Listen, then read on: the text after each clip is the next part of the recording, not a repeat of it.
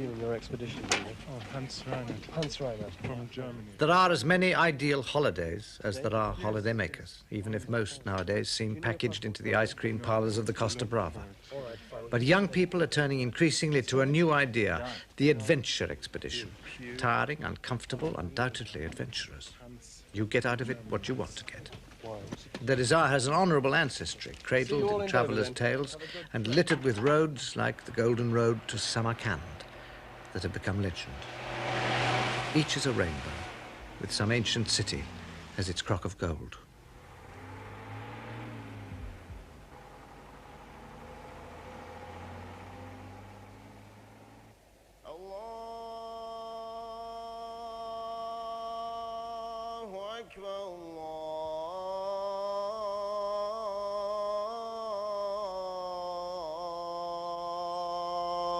أكبر أشهد أن لا.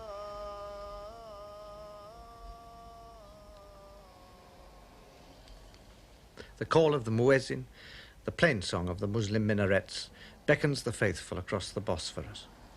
For our travellers, the summons is to a far more distant land. Istanbul will be but one stopping place on the journey from London to Nepal.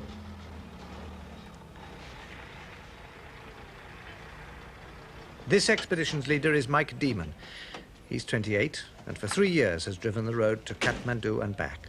His passengers, 25 in all and mostly in their 20s, are as mixed a bunch as you could wish. Right, here we are. On this trip, we've got Susie, who's a professional photographer from New Zealand. There's Tanya, who's a secretary from London. Paul, who's a student from Canada. Ivan, a lifeguard from Australia. Valerie, a nurse from England. Peter, who's a Dutchman, and he's a carpenter. We've got a couple of Cockney lads, Paul and Jim. Picture postcards of Istanbul mark the true start to the adventure. There's Santa Sophia. Hagia Sophia, the great mosque that was once a church. A reminder that Istanbul was Constantinople, and before that Byzantium.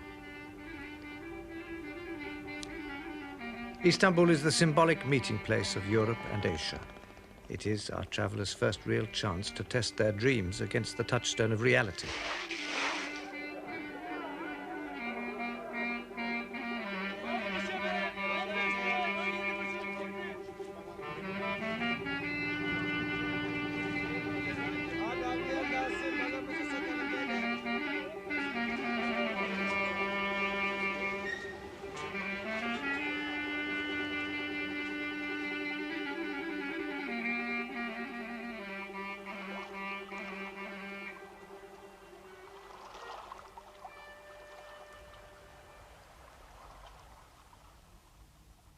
From London to Kathmandu by air is 4,500 miles. By road, it is 11,000. The party will cross deserts, 3 major mountain chains, and a segment of the earth more touched by history than any other.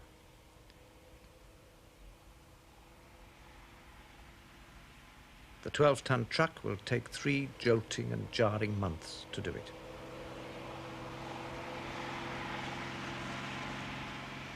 Inevitably, one wonders about the sort of man who will choose to lead such expeditions for a living, as Mike Demon has done. I worked for a firm of stockbrokers in the City of London. I was involved very much in doing investment analysis for mining stocks mainly, visiting companies that I would then write investment reports upon. I think subconsciously became jaundiced with the way of life that I was leading. One rainy winter morning when I woke up and I just couldn't face going into an underground train. And I just decided that was it, and I wasn't going to do it anymore.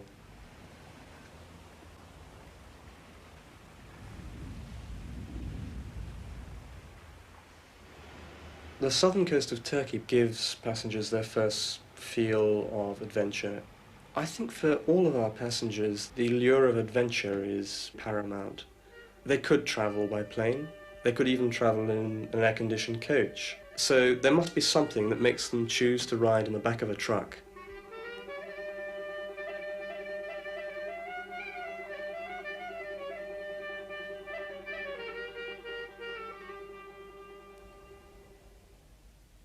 Do you know what you expect from such a journey? Or is what you seek merely what you find? Is this how you'd imagined Ephesus, famed for its temple of Diana? Do you picture St. Paul preaching to the Ephesians? Or hear the furious voices of the city's craftsmen, angered by Paul's disdain of idols, meeting to protest in the theatre that could hold 25,000 of them? All the way along there, they would have had their sort of dressing rooms and administrative rooms and so on. And then there's a tunnel which goes through from those ruins you see there, right into the floor of the stage, and that's where the actors would have... What would they have done? Just acting? Would there been lions and things? It was mainly dramatic performances and sort of choral works, I think, and so on. They had a very stylised... It's terribly high up the top there. People at the back really were miles from the stage. Yeah, but you find the acoustics in there are absolutely fantastic. Really? I mean, yeah, if you go and stand in the middle, and the rest of the group stands around the top up there, and you just talk in an ordinary speaking voice, the whole lot of them will hear you. Yeah. It's amazing. Some may see this stop as the journey's high point. Others may prefer what the next holds. That's the point about such an expedition. You never know. Where you can't stop, the passing images provoke their own imaginings. The Lycian rock tombs at Mara Demre must have intrigued the many crusaders who came this way. And they didn't have time to stop either.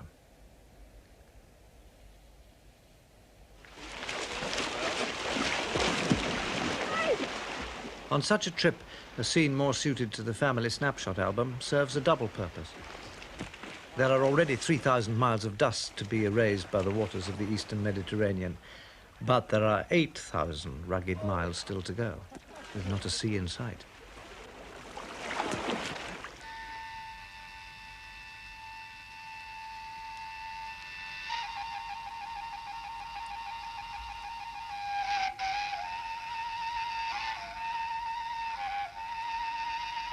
The first sight of the valleys of Cappadocia is what one might have expected from the surface of the moon.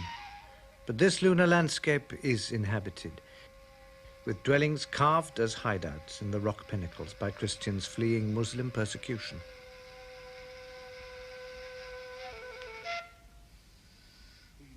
The Christians left their mark before the encroaching Muslim settlements finally drove them out.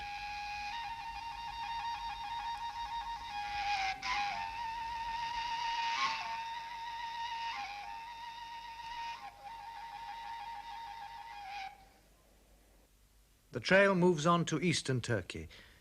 To the north, Mount Ararat, where Noah's Ark came to rest. To the south, Mesopotamia and the Garden of Eden.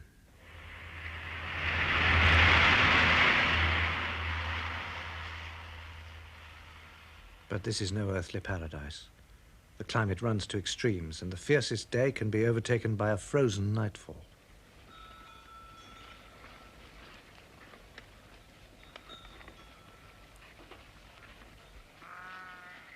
The expedition found it at first a hardship to sleep in sub-zero temperatures for 2 or 3 nights, but they got used to it.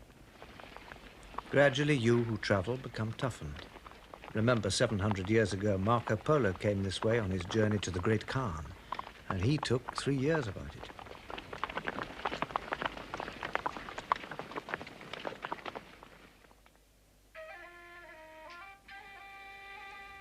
But the Kurds have been here since 1,000 years before that. They have survived in areas far more remote and far more wintry.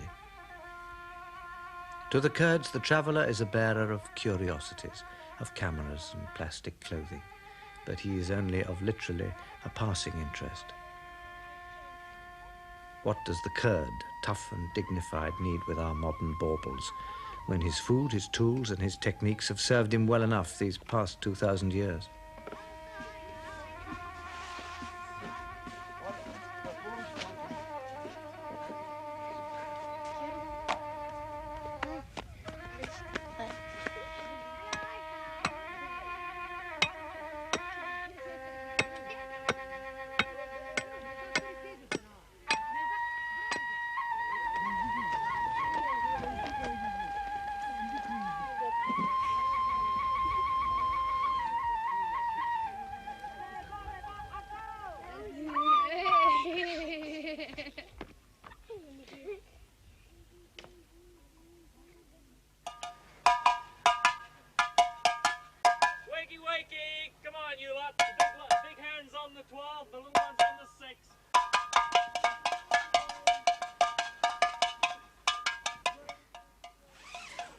This type of trip is basically a camping trip, and it is rough camping.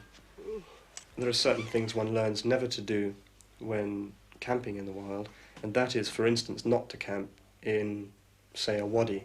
Even though it looks as if it hasn't rained for 2 centuries, a flash flood can take the whole lot away. Thank you. Can I have one for soup, please? Oh, Any problems?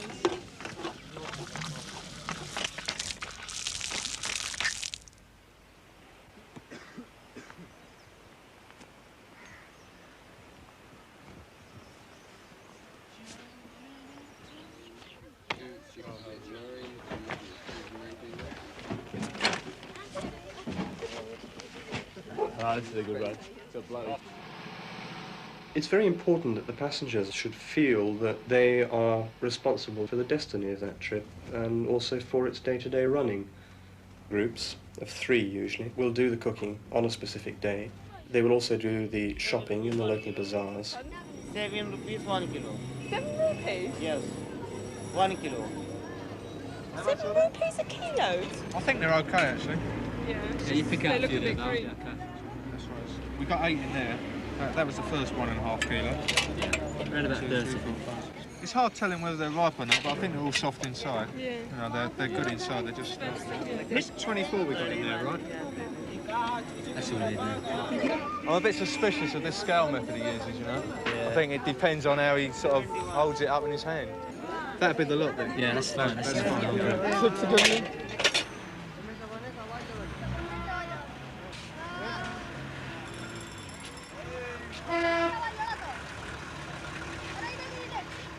I love doing these, right?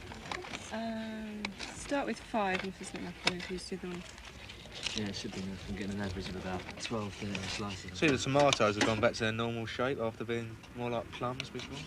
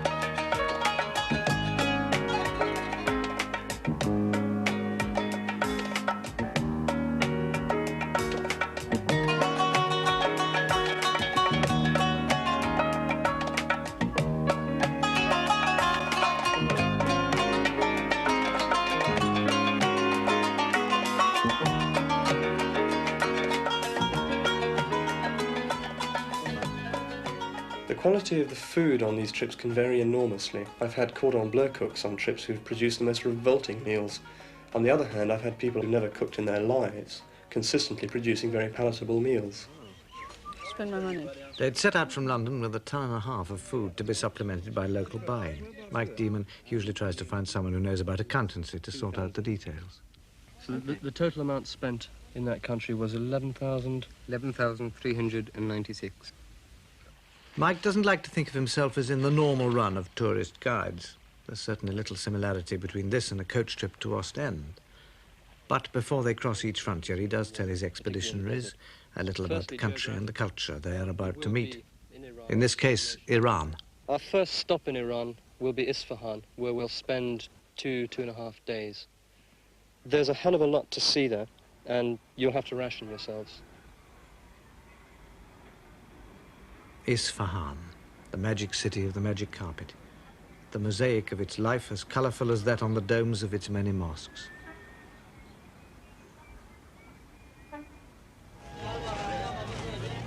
The idea of the bazaar may have been romantic. The reality is simply what it is, the Persian marketplace.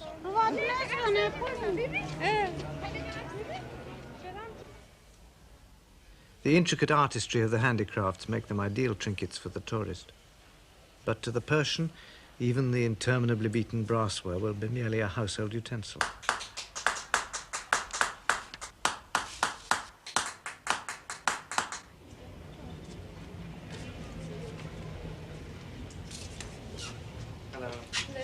Welcome to Isfahan. These are all original paintings. These are by imagination.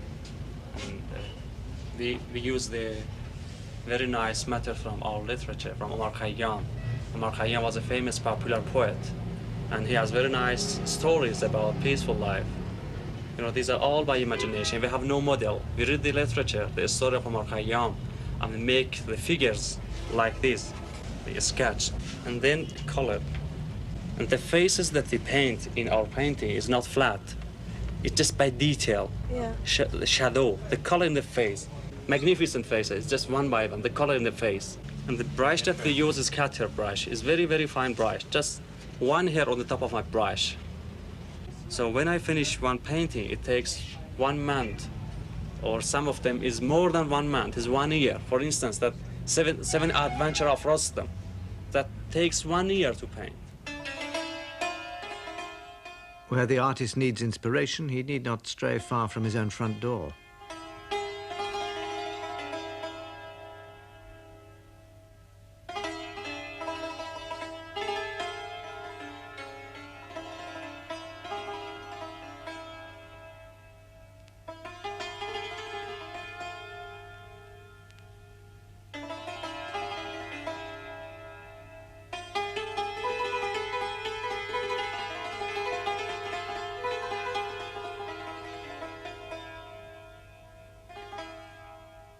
From the minarets and mosques of Isfahan, it is 400 miles south to the magnificence of Persepolis.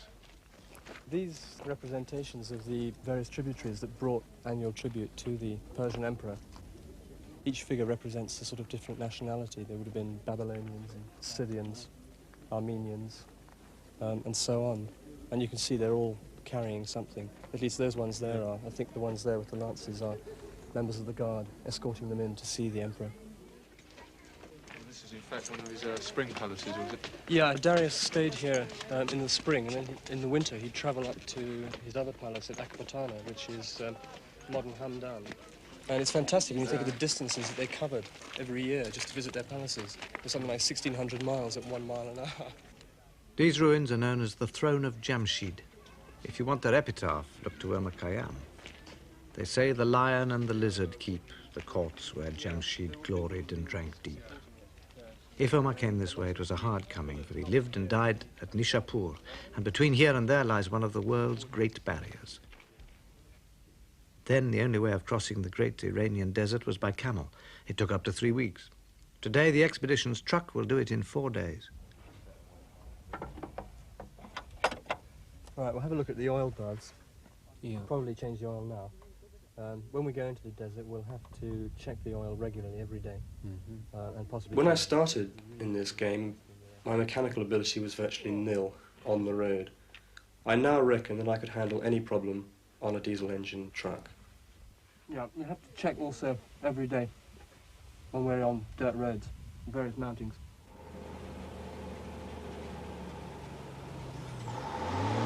The vehicles that we use for these expeditions are built by ourselves. We purchase a basic chassis and we put onto it a military body with our own designed cover with clear windows in, and the sides of this can roll up in a number of combinations so that people can be exposed to the country they're travelling through.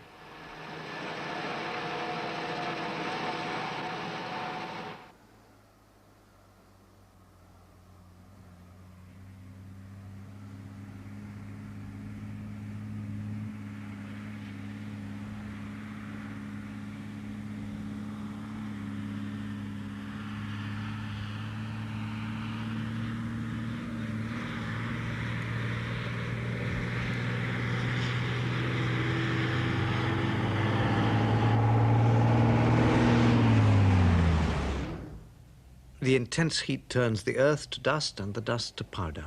The traveller might well wonder how anything or anyone could exist in such a place. But man has furnished the desert with his own surprises.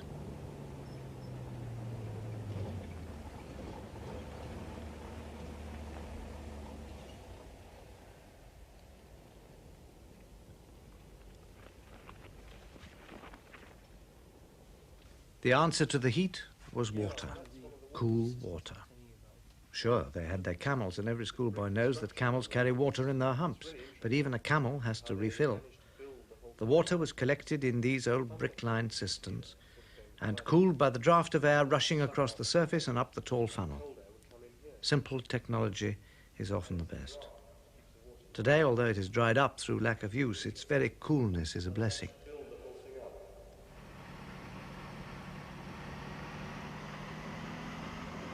It is a short respite, a comma in the long sentence of the desert.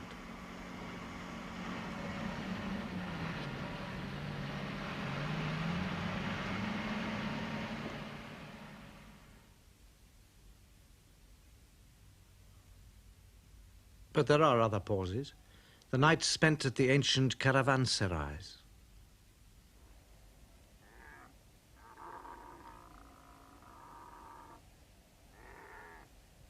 The caravanserais were spaced out across the desert at the distance a camel train could do in a day.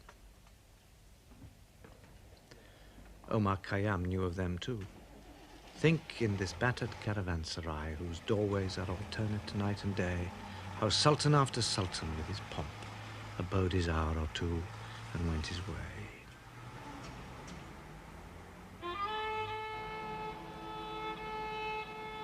The way was and is back to the desert, punctuated again by tiny villages whose dark corners nourish pockets of cool air, which the traveller's lungs drink greedily.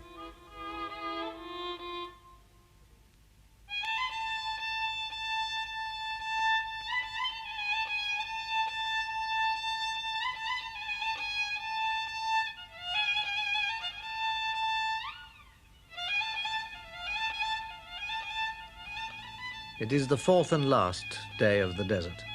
Ahead lies another border, another confrontation with another culture, another country.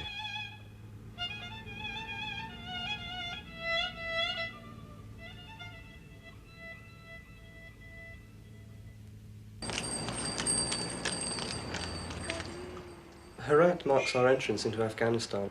There's a gun fired every day at noon. But I've always wondered how it is that the gunner sets his watch. Does he do it by the gun, or does he fire the gun according to his watch?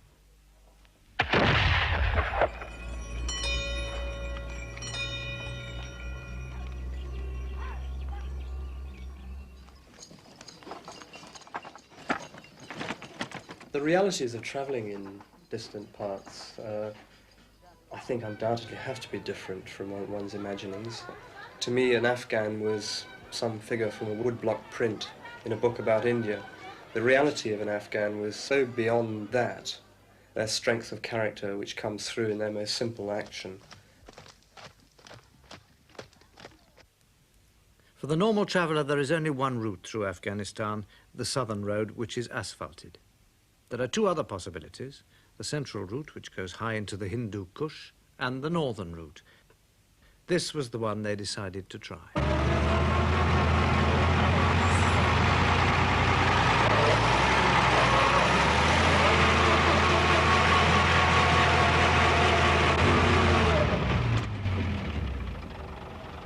your front wheel straight, otherwise you create resistance against the sand and she won't go. All right, so you've got to run them back absolutely straight. Yeah. The minute you tilt your front wheels, it just won't take. Got it?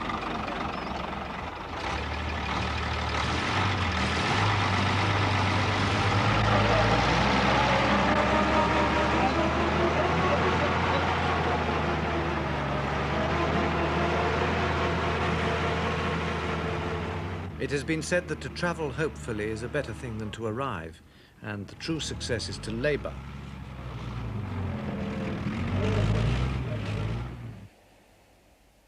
For Mike Demon, the northern route proved more of a challenge than any road he'd tried before.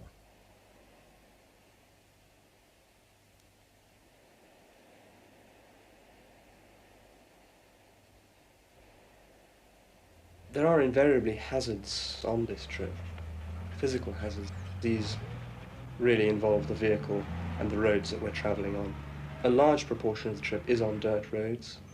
A fair proportion of it is on tracks which would turn a hardened truckie's hair grey through mountain passes, rutted hairpin bends. One's driving ability is very taxed on this. You have to know exactly to the inch where all four wheels are, because it is possible to drop a wheel over the edge.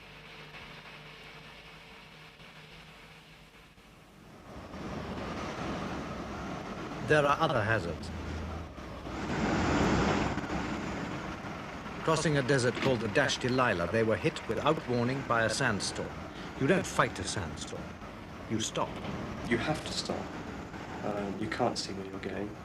And you have to batten everything down to protect passengers from driving sand, because the force of the wind can really rip things off the vehicle.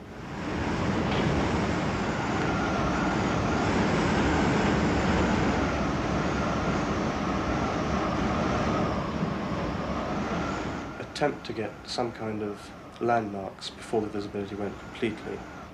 The sand does obliterate your tracks, and you really can't tell where you are, where you've come from, and where you're going to.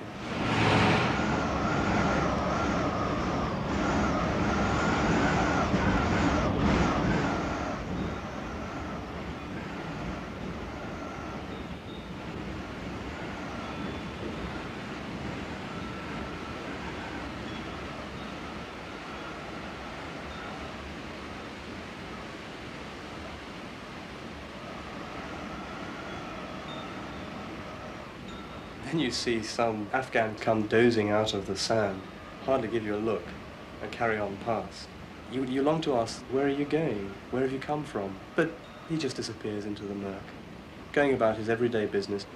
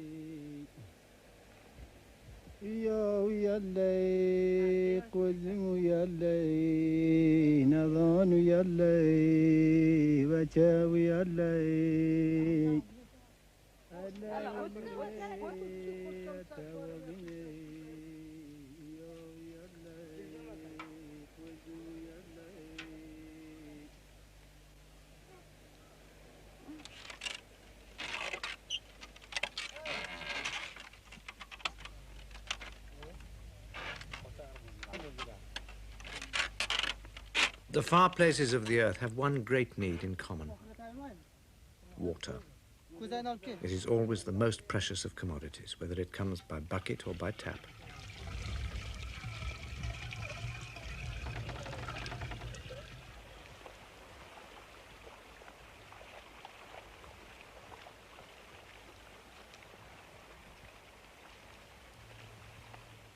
The traveller, dirtied by the trek, comes to appreciate this, as waterless mile succeeds waterless mile. Running water becomes a luxury.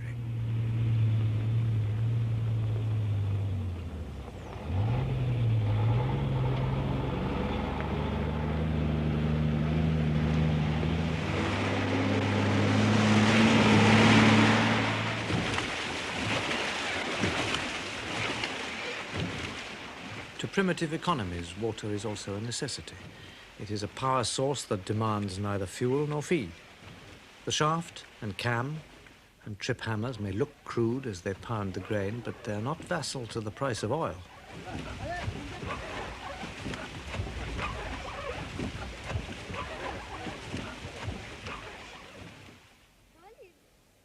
In northern Afghanistan are great cotton fields. The method of collecting the crop is primitive. The cotton gin that transformed the American South has either not reached here or has been ignored.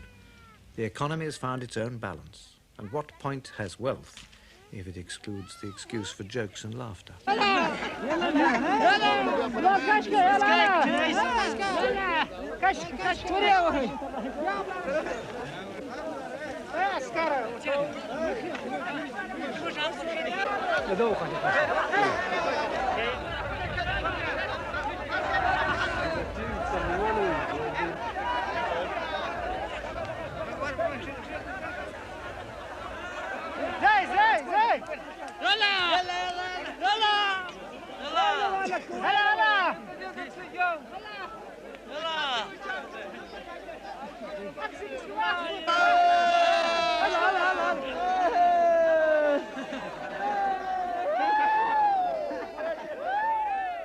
As if there weren't enough mountains, they make a mountain of the cotton.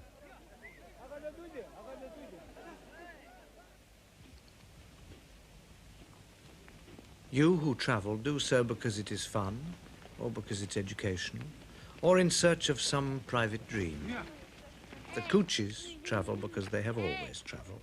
They are the epitome of all nomadic tribes. They cross frontiers but offer no passport or letters of credit. Who needs a passport when he has a camel? And when the donkey is his credit. It is the ultimate in togetherness. One moves, all move. Everything moves. When they die, they are buried by the side of the trail, and the trail is endless.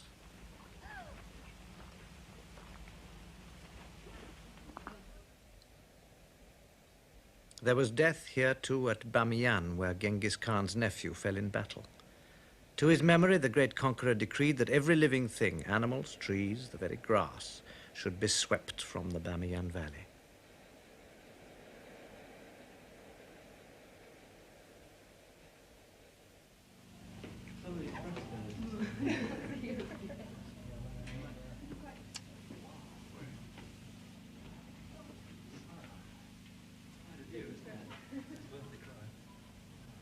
Once it was a stopping place on the old Silk Route from China to Damascus.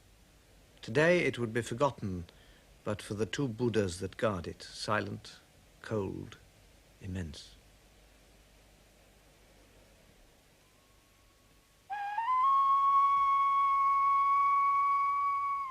"50 miles from Bamiyan, in the center of the Hindu Kush, the 5 lakes of Bandi Amir lie 10,000 feet above sea level.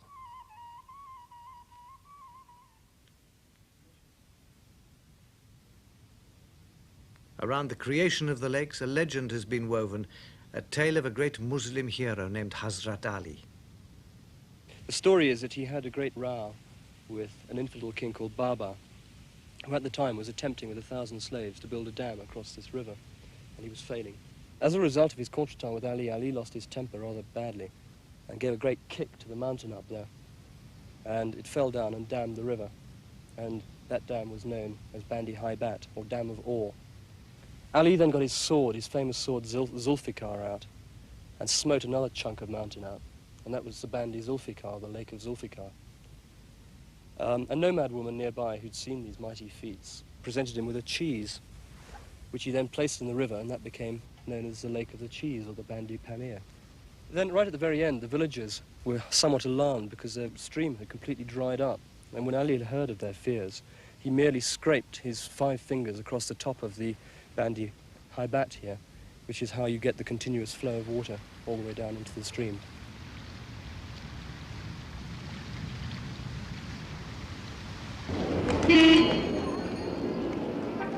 The noise of Lahore in Pakistan is almost hurtful after the silent mountains of Afghanistan.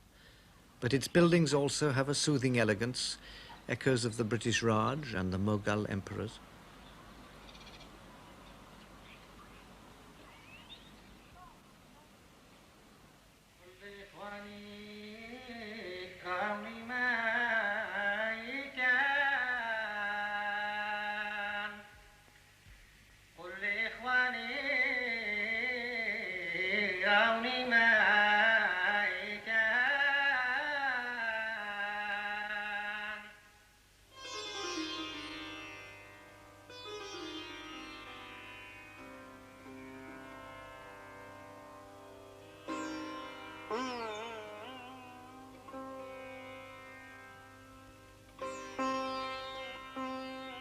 After 2 months of juddering journey across Asia, the traveller finds in Kashmir a longed-for calm.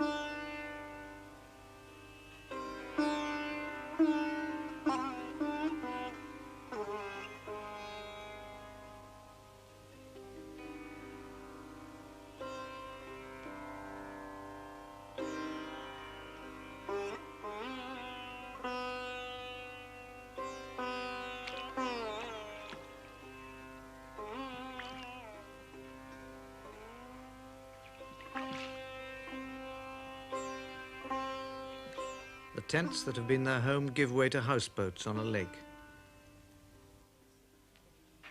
We're waited upon hand and foot, tea in bed in the mornings, afternoon tea. The food we get is excellent, either European or purely Kashmiri food. Is this saffron rice? It really is quite blissful to be able to sit at a table with white linen and to be waited upon.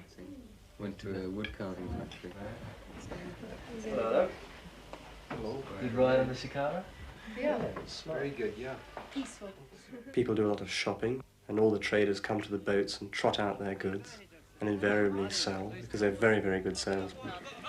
This is groovy and Groovy marvelous, flowers, yeah? stupendous, Groovy magnificent, Stupendous. fantastic, very good smell. Good chocolate. This is peanut candy. See how much? This are about the 3 rupees each. But that be honest, too much. Not too much. We got them cheaper from the other place. Big size, it's not small size. Big banana. Big banana. Do you want to go halves them? This is a long jacket for men. A fur for generation, which goes from mother to daughter. A possum, shallow coat. This is antelope. This is moolan, a moolan coat. This is wolf. This is Persian kitten. Yeah, I was explaining you something about the designing part of it. We transfer that whole design first onto the graph paper like this, make the full drawings of it, and that's all on scale. Then after that, suppose these are the colors to be used in this particular carpet. Each color has got its own mark and number in it. And those very marks and numbers you'll find everywhere we here that gives the color scheme for the carpet. Now that goes to the weaver on the loom. If there are 3 or 4 members working together, one of them will just call out the pattern, the call of the numbers, saying put so many knots of red color, come back, leave so many knots behind, put so many knots of blue color, white color, so on and so forth. And that's how the designs are done. Now, after we get them down in the looms, we have to wash them.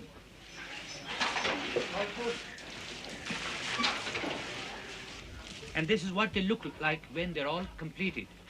Look at a couple like that one. With the beautiful colors, the design in that one of it. That's like this way. They change the colors to here. Look at it this way, color in it. And then this way, it's quite different. Has this got any silk in it? No, it doesn't have any silk in it. It's all in cashmere wool.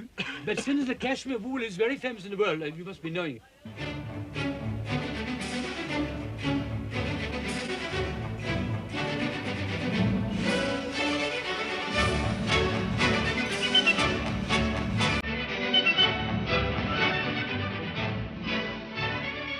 Many think of Delhi only as the capital of British India in the days of the Raj.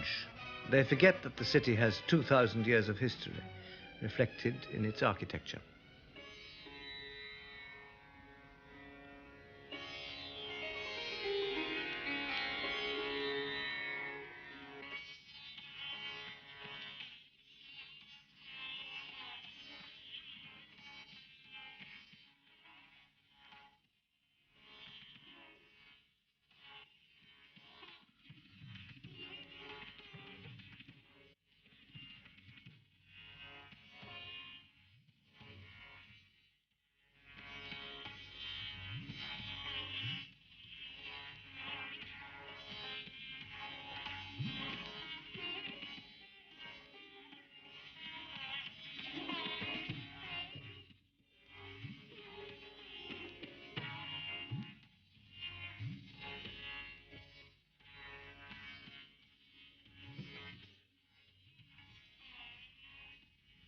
The mere fact of being on the road brings its own realities. The map of our trail viewed from the armchair at home brings distant places close. You remind yourself almost with surprise that there are another 1,000 miles from Delhi to Kathmandu.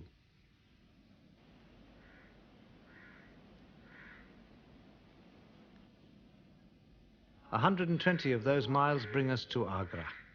This is real tourist country. But even the most hardened traveller would not choose to ignore the Taj Mahal.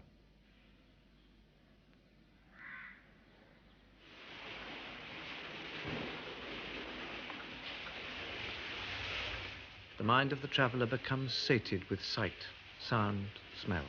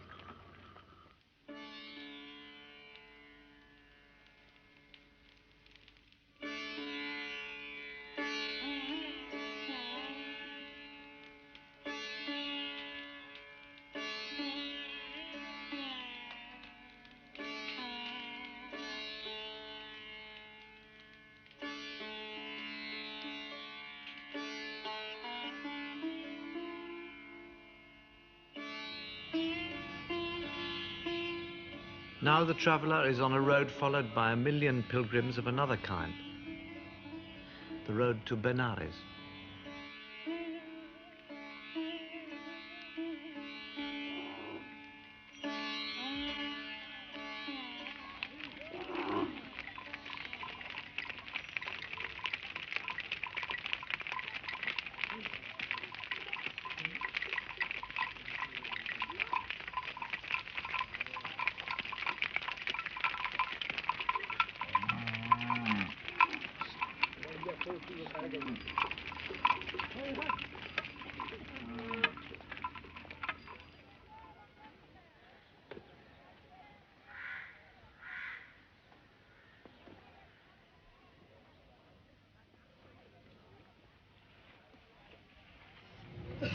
Benares is one of the world's holiest places of pilgrimage.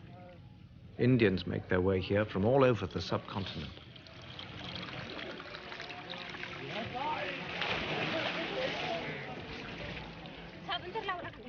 On the banks of the Ganges, perfectly ordinary people, prompted only by their Hindu faith, perform not only their ritual ablutions, but all the disciplines of yoga and the other accompaniments to meditation.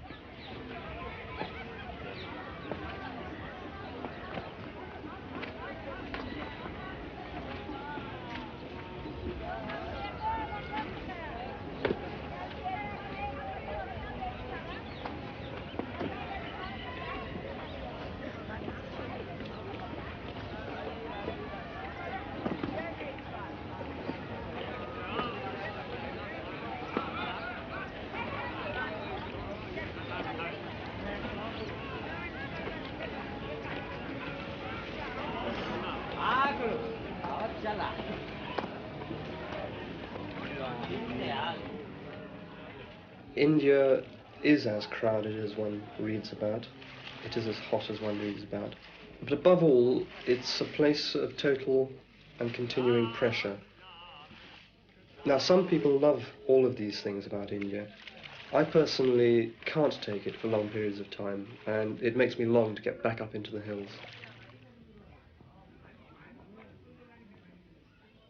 Nepal has this fascination for virtually everybody that I know. I think it's the mountains. People are always attracted to mountains, and the Himalayas are very spectacular.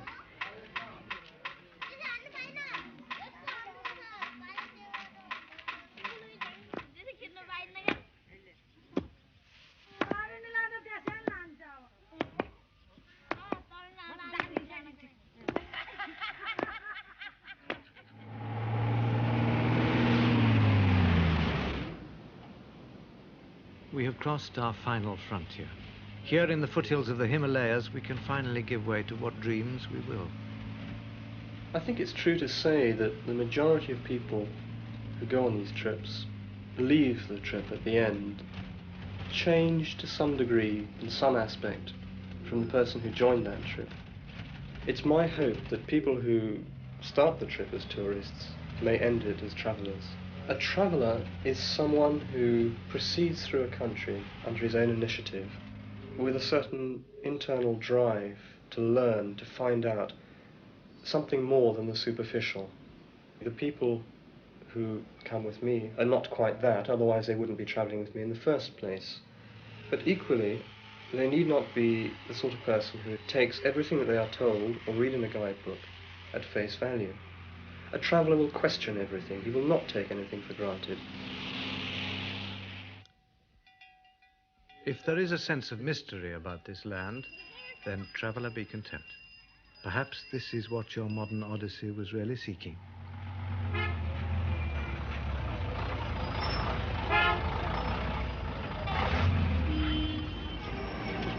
Righto, folks. There you go, Kathmandu. Journey's end. Journey's end.